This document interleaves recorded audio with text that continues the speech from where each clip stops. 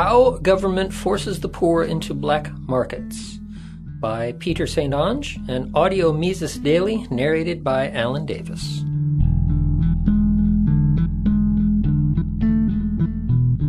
From the left, we often see tension between those who want to help the poor and those who want to help the government. One recent example of this is the proposal to ban cash, forwarded by Harvard's Ken Rogoff. The gist of Rogoff's beef with cash is that cash fuels the black market, and it makes it harder for the government to push negative nominal interest rates. In both cases, Rogoff doesn't even get that he's describing benefits of cash, not problems to be solved. The fact that cash enables black market transactions is one of its greatest benefits to the poor and undercapitalized. The poor cannot afford to navigate regulatory thickets installed by bored bureaucrats on behalf of the powerful. The choice, then, is to set up an informal, cash-based business or none at all. Recent debates over Uber's taxi services or mom-and-pop hair braiding remind us of the never-ending roadblocks placed in the way of entrepreneurs, and especially small entrepreneurs, by government. Indeed, without government, who would harass small business? Government definitely built that.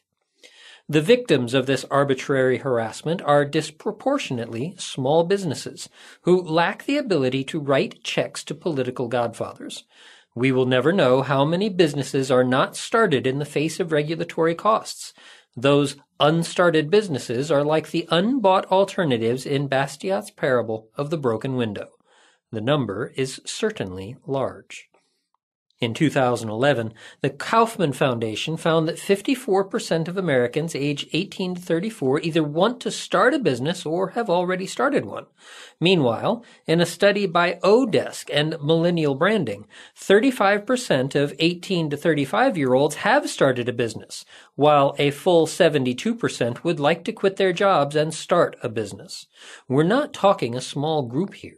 We're talking about most Americans. Translating into terms politicians understand, we're talking most voters. Cash, of course, lets these people start businesses free of regulatory harassment. It's an efficient system, actually. You start an informal, cash-based business, braiding hair or designing websites. You're paid under the table, so you can skip the regulatory costs. Meanwhile, as you do get bigger, opening franchises citywide, say, you will need to register and pay those costs, but now you're big enough to absorb them better.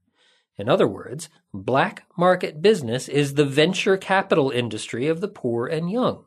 Cash provides early-stage immunity from regulatory burdens that would otherwise strangle small entrepreneurs.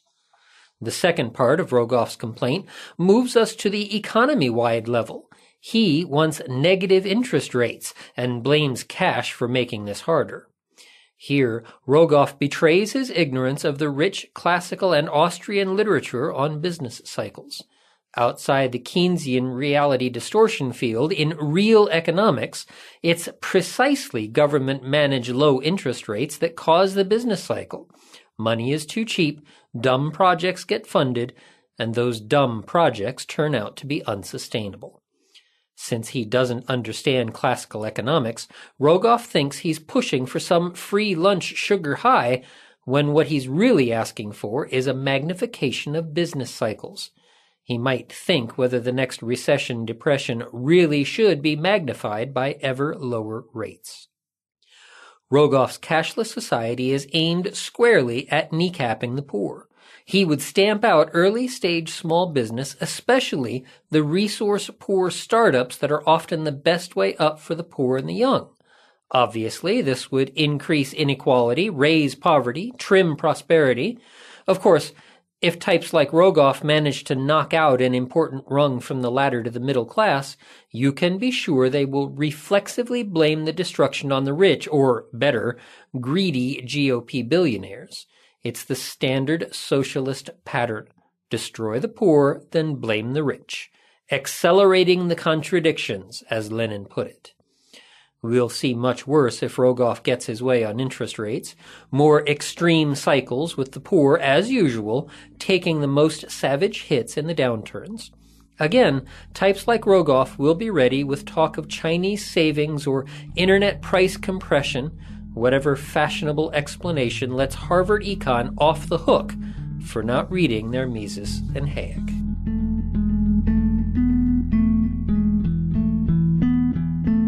The Mises Institute hopes you have enjoyed this audio Mises Daily.